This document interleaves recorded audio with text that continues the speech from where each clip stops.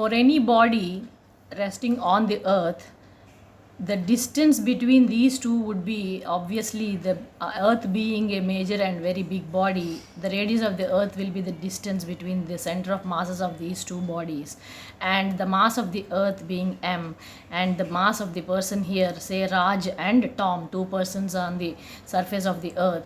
According to the law of gravitation, we have the force acting on Raj by the earth's center of mass will be the gravitation constant into universal gravitation constant into mass of the earth into mass of Raj by r square. And similarly, if I want mass of the force acting on Tom, it would be m into mt by r square, mass of Tom. That is the only difference. Considering the force of earth acting on Raj, we can just simply put this mass aside. We know the gravitational constant value, we know the mass of the earth value and the radius of the earth, and these figures are constant. And once we replace this entire value, we can have these constants, and this value will be here. The kg will cancel this square and this will cancel this square, and this would be, the value would be 9.8. For clarity purpose, I have once again written here and elaborated the Newton value. Newton is mass into acceleration, and therefore kg meter square. Now we have nullification of these values and we are left with meters per second square, and therefore this itself is an acceleration.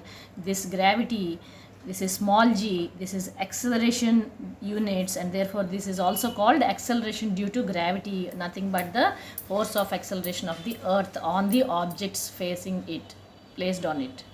And if I apply this same formula to another body, another placement, Tom, this is Raj and this is Tom, and for Tom also the same formula holds good, and this would be, this entire thing is nothing but value of g. Compared to the earth, moon is a very very small object, and therefore the gravity exerted by the moon on object placed on it will be 1/6 of the gravity exerted by that of the earth.